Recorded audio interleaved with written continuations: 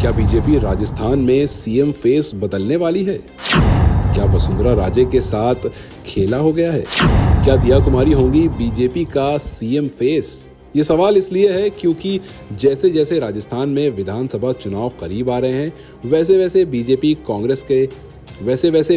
कांग्रेस से सत्ता छीनने के लिए हर संभव कोशिश कर रही है। लेकिन सियासी गर्मी के बीच में एक नाम है जो सुर्खियों में बना हुआ है। वो नाम है दिया कुमारी का।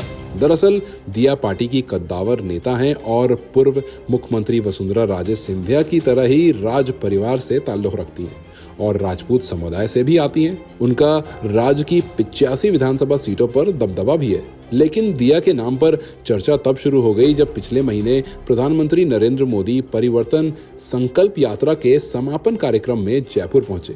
तब दिया कुमारी ही थी जिन्हें मंच पर समन्वय की जिम्मेदारी सौंपी गई थी, क्योंकि ये जिम्मेदारी बीजेपी किसी बड़े और अनुभवी नेता को ही सौंपती है।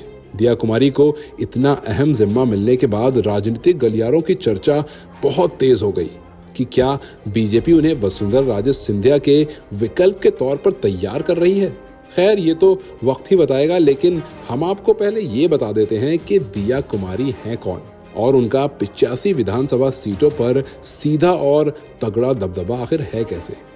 दरअसल 52 साल की दिया कुमारी जयपुर के आखिरी महाराजा मानसिंह द्वितीय की पोती हैं और वो खुद एक राजकुमारी हैं। दिया कुमारी के बेटे पद्मनाम सिंह अभी जयपुर के महाराजा हैं। लेकिन दिया कुमारी की निजी जिंदगी किसी फिल्म की कहानी से कम नहीं है। वजह यह थी कि नरेंद्र सिंह किसी राज परिवार या रसूख वाले खानदान से ताल्लुक नहीं रखते थे। दिया के परिवार वाले भी इस शादी के खिलाफ थे, लेकिन दिया कहाँ मानने वाली थी। इसीलिए उन्होंने दिल्ली के कोर्ट में जाकर गुपचुप तरीके से शादी कर ली। हालांकि साल 2019 में दिया कुमारी और नरेंद्र सिंह का तलाक हो गया और वो अलग भी हो गए, लेकिन दिया आगे बढ़ी और खुद को बिजनेस में लगा दिया। राजकुमारी दिया कुमारी 16 करोड़ से भी ज्यादा की संपत्ति की मालिकिन है। साल 2019 के लोकसभा चुनाव के वक्त उन्होंने जो हल्फनामा दिया था, उसमें उनकी संपत्ति 16 करोड़ 59,84,623 बताई गई थी। दिया कुमारी जयगढ़ फोर्ट और अंबर फोर्ट की मालकिन भी हैं। वो 2 स्कूल भी चलाती हैं और इसके अलावा महाराजा सवाई मानसिंह द्वितीय म्यूजियम ट्रस्ट और जयपुर पब्लिक चैरिटेबल ट्रस्ट का संचालन भी करती हैं।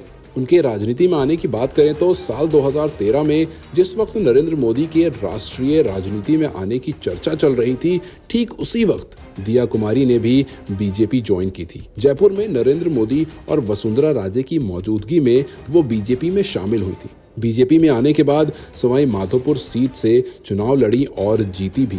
इसके बाद साल 2019 में राजसमंद लोकसभा सीट से चुनाव जीतकर दिल्ली पहुंची।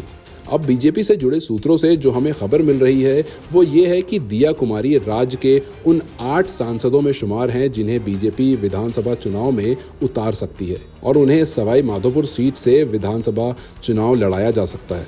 लेकिन इन सब के बीच में सीएम फेस की चर्चा तो जरूर तेज हो गई है।